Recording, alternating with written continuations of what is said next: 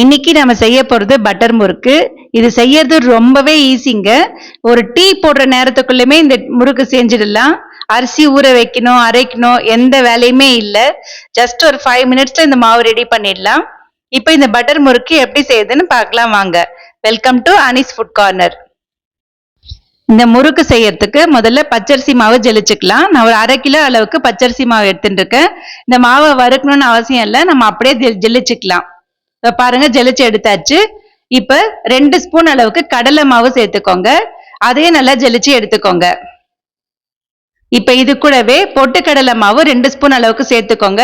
வீட்டுல பொட்டுக்கடலை இருந்துச்சுன்னா 1 கப் அளவுக்கு மிக்சியில போட்டு நல்லா பவுடர் பண்ணிட்டு ஒரு 2 ஸ்பூன் அளவுக்கு சேர்த்து இதையும் ஜெலிச்சு எடுத்துக்கோங்க. இப்ப மாவு எல்லாமே நம்ம ரெடி பண்ணியாச்சு. இப்ப இது எல்லாத்தையும் நல்லா கலந்து கொடுத்துடலாம். இப்ப இந்த மாவுல ஒரு பொருளா சேர்த்துடலாம். முதல்ல பட்டர் சேர்த்துக்கலாம். இது ரூம் டெம்பரேச்சர்ல சேர்த்துக்கோங்க. பட்டரை ஜாஸ்தி சேர்த்துடக்கூடாது. ஒரு 2 ஸ்பூன் அளவுக்கு பட்டர் சேர்த்துக்கோங்க. இப்போ இதுக்கு தேவையான அளவு உப்பு இதுல சேர்த்துடலாம்.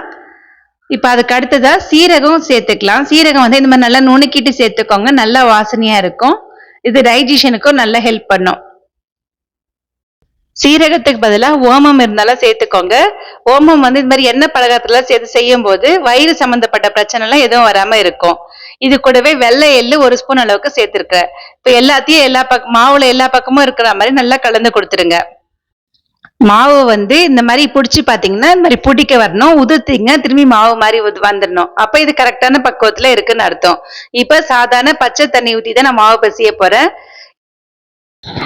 தண்ணி இது மாதிரி கைகள்ல கொஞ்சமா ஊத்தி தெளிச்சு பிசைங்க. தண்ணி ஜாஸ்தி சேர்த்துடக்கூடாது. மாவு நல்லா சப்பாத்தி மாவு பதத்துக்கு நல்லா பிசைஞ்சு எடுத்துக்கோங்க.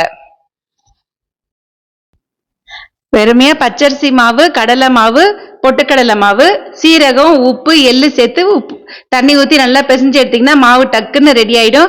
ஈஸியா இந்த பட்டர் முறுக்கு பசங்க ஸ்கூல்ல இருந்து வரும் போது கூட சூடா செஞ்சு கொடுக்கலாம். அந்த அளவுக்கு டேஸ்ட் சூப்பரா இருக்குங்க.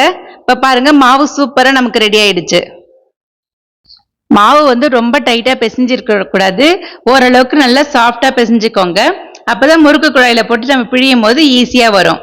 இப்ப மாவு ரெடி ஆயிடுச்சு. இப்ப இந்த 1 ஸ்டார் இருக்கிற இந்த முள்ளு அச்சு இருக்கு இல்லைங்களா, அதை நம்ம சேர்த்துக்கலாம். இப்ப அதுல கொஞ்சமா மாவு எடுத்து போட்டுக்கோங்க. இப்ப மாவு சூப்பரா ரெடி ஆயிடுச்சு. இப்ப கடாயில நம்ம எண்ணெய் ஊத்தி எண்ணெய் காய வச்சிடலாம். எண்ணெய் ஃபர்ஸ்ட் ஹை ஃபிளேம்ல வச்சு நல்லா சூடு பண்ணிக்கோங்க. எண்ணெய் நல்லா காஞ்ச உடனே மீடியம் ஃபிளேம்ல வச்சிடுங்க. இப்ப பாருங்க, எண்ணெய் நல்லா காஞ்சிச்சான்னு பார்க்கறதுக்கு சும்மா ஒரு துளி போட்டு பாக்குறேன். மாவு உடனே மேல எழும்பி வந்துடுச்சு. அப்ப எண்ணெய் சூடாயிடுச்சுன்னு அர்த்தம். இப்ப நாம இந்த மாதிரி பிழிஞ்சு விட்டுக்கலாம். இந்த மாதிரி உதுதான் வரும். இப்ப இதே மாதிரி எல்லா மாவையும் நம்ம பிழிஞ்சு விட்டுக்கலாம். பிழிஞ்சு விட்டுட்டு இப்ப இந்த கொதிப்பு அடங்கின உடனே இப்ப நம்ம திருப்பி விடலாம். இது சீக்கிரமா வெந்துடும். ரொம்ப நேரம் வேக வேண்டிய அவசியம் இல்லை. ஜஸ்ட் ஒரு 5 மினிட்ஸ்லயே வெந்து வந்துடும். இப்ப இதே மாதிரி மத்த இதையும் நம்ம பிழிஞ்சு எடுத்துக்கலாம். அவ்வளவுதாங்க, பட்டர் முறுக்கு சூப்பரா ரெடி ஆயிடுச்சு. இதே மாதிரி எண்ணெய் பலகாரங்கள் நிறைய நம்ம சேனல்ல போட்டிருக்கோம்.